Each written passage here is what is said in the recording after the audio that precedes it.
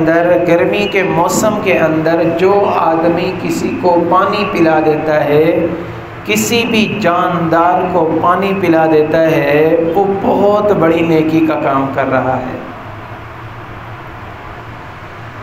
انسانوں کو بھی پلائیں، جانوروں کو بھی پلائیں اور پرندوں کو بھی پلائیں، جو بھی جاندار ہمارے سامنے آ رہے ہیں۔ حضرت سعد بن وقاص رضی اللہ تعالی عنہ، ان کی والدہ فوت ہو گئی، رسول اللہ صلی اللہ علیہ وسلم کی خدمت کے اندر حاضر ہوئے، عرض کی یا رسول اللہ، میں اپنی اماں کے لیے کوئی اچھا کام کرنا چاہتا ہوں، مجھے بتائیں کہ بہترین کام کون سا ہے جو میں کروں میری والدہ کو جو فوت ہو گئی ہیں ان کو اجر پہنچے زیادہ سے زیادہ۔ تو اللہ کے نبی نے فرمایا سعد ایسے کرو، میٹھے پانی کا کنواں کھدوا دو اور یہ کہہ دو کہ یہ ام سعد کے لیے ہے، یعنی کہ سعد کی اماں کے ایصال ثواب کے لیے ہے۔ حضرت سعد بن ابی وقاص رضی اللہ عنہ نے وہ کنواں کھدوا دیا۔ ایک اور صحابیوں نے آ کر پوچھا یا رسول اللہ بہترین صدقہ کون سا ہے؟ ای الصدقۃ افضل ہے، غالباً ایسے الفاظ ہیں۔ اللہ کے نبی نے فرمایا الماء، پانی پلانا، پانی میسر کرنا، پانی فراہم کر دینا، یہ بہت بہترین صدقہ ہے۔ حضرات صحابہ کرام رضوان اللہ علیہم اجمعین اس چیز کی اہمیت کو سمجھتے تھے اور وہ اس کے اوپر عمل بھی کیا کرتے تھے۔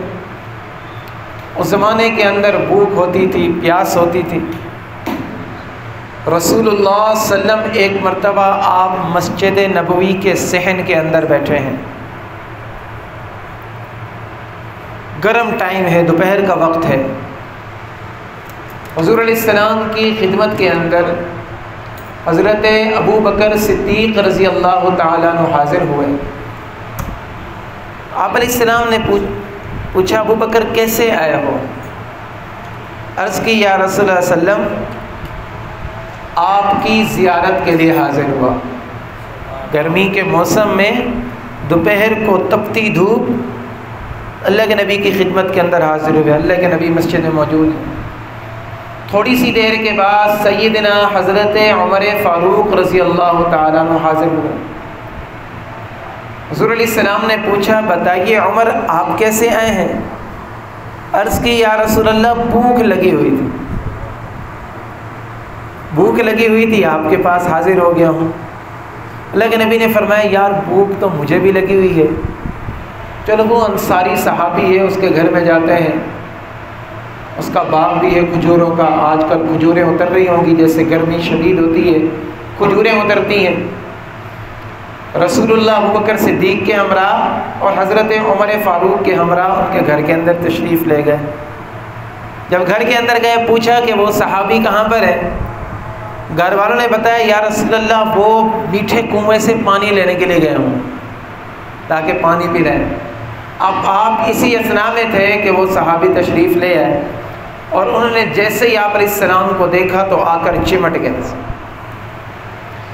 جس کے ساتھ محبت ہو اور وہ سامنے اچانک آ جائے نا، اللہ کے نبی کے ساتھ تو ہمیں صرف محبت نہیں ہے، ہم تو اپنا سب کچھ تن من دھن قربان کر کے بھی اگر ہمیں پیارے محبوب کی ایک جھلک نظر آ جائے نا تو یہ سودا سستا ہے، یقین کریں۔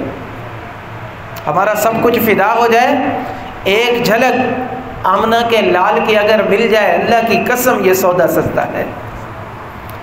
صحابہ کرام کی جماعت کتنی خوش نصیب جماعت تھی، نماز پڑھتے مقتدی صحابہ امام ان کے حضور علیہ السلام ہوا کرتے،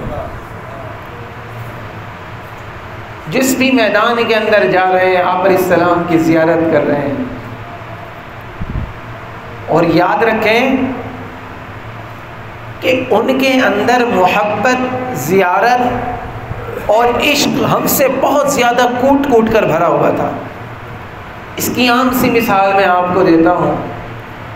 آج کے دن کسی مسلمان کو اللہ لے جائے مدینہ کے اندر، مکہ کے اندر، مدینہ کے اندر لے کر جائے، اس کے چاہے پیچھے کتنے عیال ہوں، کتنے رشتہ دار ہوں، کتنی قرابت داریاں ہوں، جب بھی وہ مدینہ کو چھوڑ کر آئے گا تو اس کا دل نہیں کرے گا کہ مدینہ کو چھوڑوں. ایسا مدینہ میں جائیں، مدینہ کو چھوڑ کر آنے کا دل نہیں کرتا. گھر میں بچوں کے اندر آ جائے پھر تڑپ رہے ہوتے ہیں میں دوبارہ مدینہ کیسے جاؤں گا. تو جن کے سامنے خود مدینے والا موجود ہوگا وہ کیسے تڑپتے ہوں گے مدینے والے، جس کی وجہ سے یثرب مدینہ بنا ہے. پہلے بیماریوں کا گھر تھا، پھر مدینہ طیبہ بن گیا ہے، پاکیزہ شہر بن گیا ہے. تو حضرات صحابہ کرام رضوان اللہ علیہم اجمعین کے دلوں کے اندر بہت زیادہ محبت تھی. اللہ سے دعا مانگے اللہ ہمیں بھی اسی طرح کی محبت نصیب فرما دے.